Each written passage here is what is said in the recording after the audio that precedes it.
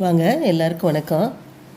இப்போ இந்த சிறுதானியத்தில் அடை செய்யலாம் எப்படின்னு.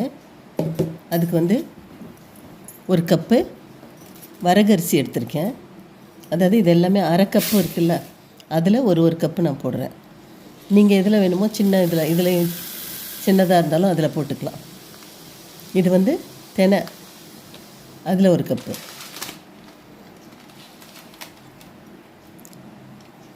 அதை ஒரு கப் போட்டுட்டு, அடுத்தது சாமை அரிசி, அது ஒரு கப்பு. சூப்பராக இருந்தது. அடை செஞ்சு பாருங்கள். நீங்கள் உடம்புக்கு ரொம்ப நல்லது சிறுதானியத்தில் சாப்பிட்றது. சுகர் பேஷண்ட்ஸுக்கு, கொலஸ்ட்ராலுக்கெல்லாம் ரொம்ப நல்லது. அதனால் இது மாதிரி ஒரு தடவை செஞ்சு சாப்பிட்டு பாருங்கள். அப்புறம் இந்த 1/4 கப் இருக்குல்ல, அதில் ஒரு கப்பு பருப்பு போட்டிருக்கேன். துவரம்பருப்பு ஒரு கப்பு, அந்த ரெட்லைன்ஸ் பருப்பு, மைசூர் பருப்பு அது ஒரு கப்பு, கடலைப்பருப்பு ஒரு கப்பு, பாசிப்பருப்பு ஒரு கப்பு, 1/4 கப்பு உளுந்தம்பருப்பு. நிறைய உளுந்து போட்டால் கொஞ்சம் பொதன்னு இருக்கும், அதனால் 1/4 கப் மட்டும் போட்டிருக்கேன். போட்டு அதை நல்லா கழுவிட்டு, நல்லா ஒரு 3-4 தடவை கழுவிட்டு ஊற வச்சுருங்க. நான் இது நைட்டு 1 மணிக்கு ஊற வச்சேன். ஊற வச்சுட்டு காலையில் 7 மணிக்கு ஆட்டினேன். மிக்சியில் போட்ட உடனே அரைஞ்சிடுச்சு. ரொம்ப நேரம்லாம் ஆகாது, கரெக்டாக ஒரு 2 நிமிஷத்துலையே அரைஞ்சிருந்தது. போட்ட உடனே ஈஸியாக நல்லா அசைஞ்சு வந்துருச்சு. அரைச்சி பாருங்கள், அப்போ தான் தெரியும் உங்களுக்கு. நீங்கள் அரைக்கிறப்ப தான் தெரியும். இது நான் 2-3 தடவையாக அரைச்சேன், ஏன்னா கொஞ்சம் நிறைய இருந்ததில்ல, அதனால். இது கூட கொஞ்சம் நைஸாகிடுச்சு. போட்டோடனே நைஸாகிடுச்சு. பருப்பு அரிசி எல்லாம் சிறுதானிய அரிசி தானே, அதனால் நல்லா ஊறி நல்லா இருந்துச்சு. 2வது தடவை அரைச்சது கொஞ்சம் குறைன்னு அரைச்சிக்கிட்டேன், ஏன்னா அது ரொம்ப நைஸாகிடுச்சு. அதனால் கொஞ்சம் நல்ல நைஸ் ரவை மாதிரி எடுத்துக்கோங்க, அப்போ தான் நல்லா மொறுமொறுன்னு நல்லாயிருக்கும். அது மாதிரி அரைச்சி எடுத்துக்கிட்டு, அதுக்கு ஒரு 4-5 பச்சை மிளகாய் போட்டிருக்கேன். நீங்கள் வரமிளகாய் பிடிக்குன்னா அதை போட்டுக்கலாம். எனக்கு பச்சை மிளகாய் கொஞ்சம் வாசமாக இருக்கும், அதனால் போட்டிருக்கேன். இஞ்சி ஒரு துண்டு எடுத்துட்டு, அதையும் சின்ன சின்னதாக கட் பண்ணி அதில் சேர்த்துக்கோங்க. சேர்த்துட்டு பூண்டு ஒரு 5-6 பல், பெரிய பூண்டாக இருந்தனால நான் கட் பண்ணி போட்டிருக்கேன். நீங்கள் சின்னதாக இருந்தால் ஒரு பூண்டு கூட முழுசாக போட்டுக்கோங்க. ஒரு தக்காளி பழம், இந்த சாஃப்ட்னஸ்க்கு நல்லாயிருக்கும், தோசை சூப்பர் டேஸ்ட்டாக இருக்கும். நீங்கள் வச்சு பாருங்கள். அதனால் ஒரு தக்காளி பழத்தை அதில் அரிஞ்சு போட்டுக்கிட்டேன்.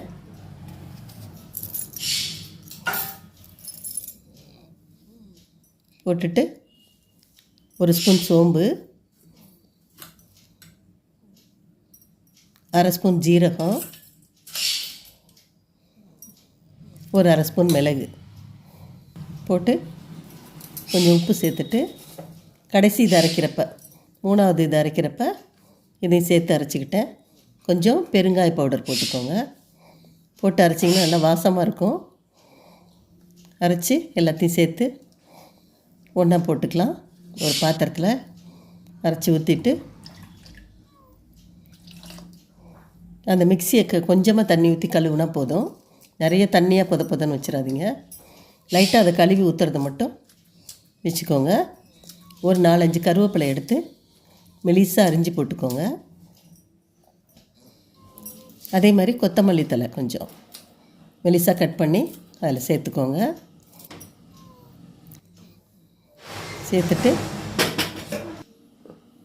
ஒரு குழிக்கரண்டி அடுப்பில் வச்சு, அதாவது தாளிக்கிற கரண்டி இருந்துச்சுன்னா வச்சுக்கோங்க. அதில் கொஞ்சம் கரண்டி காயட்டும்.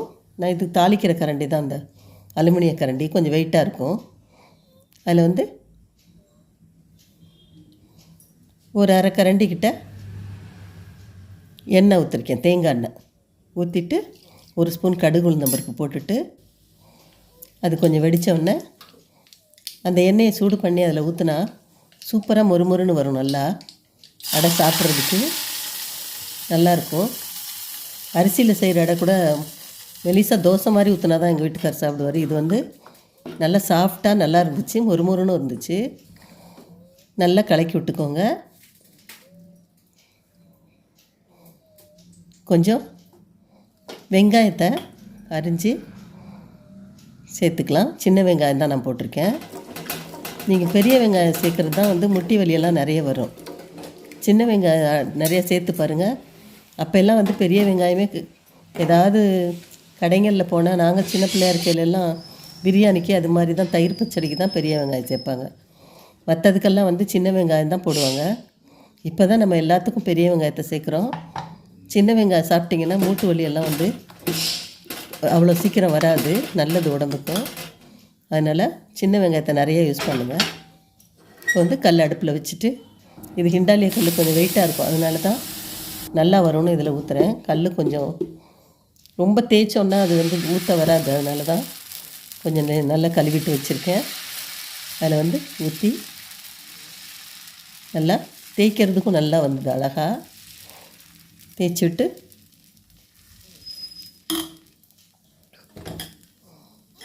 கொஞ்சம் வெந்த உடனே அதில் தெரியும்ல, அந்த பாருங்கள் அந்த இடம்லாம் வெந்திருக்குல்ல.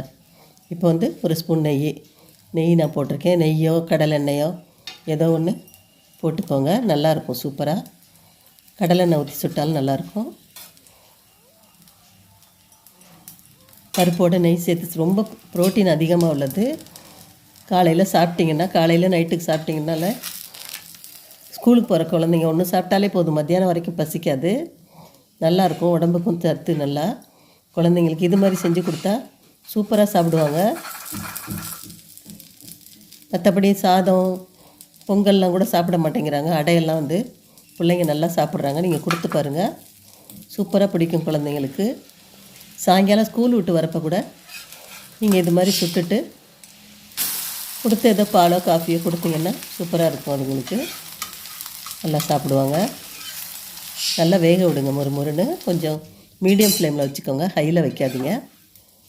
மீடியம் ஃப்ளேம்லேயே வச்சு நல்லா வேக விட்டிங்கன்னா சூப்பராக இருக்கும். அதுக்கு வெல்லம் தொட்டும் சாப்பிட்லாம், தேங்காய் சட்னி வச்சு சாப்பிட்லாம், சர்க்கரை வச்சும் சாப்பிட்லாம். ஆனால் வெல்லம் சாப்பிட்டு பாருங்கள், சூப்பராக இருக்கும். நான் தேங்காய் சட்னியோட வெல்லம் ரொம்ப நல்லாயிருக்கும், வச்சு சாப்பிட்டு பாருங்கள். ரொம்ப நல்லது உடம்புக்கும். செஞ்சு சாப்பிட்டுட்டு எனக்கு கமெண்ட்ஸில் சொல்லுங்கள். ரொம்ப நன்றி.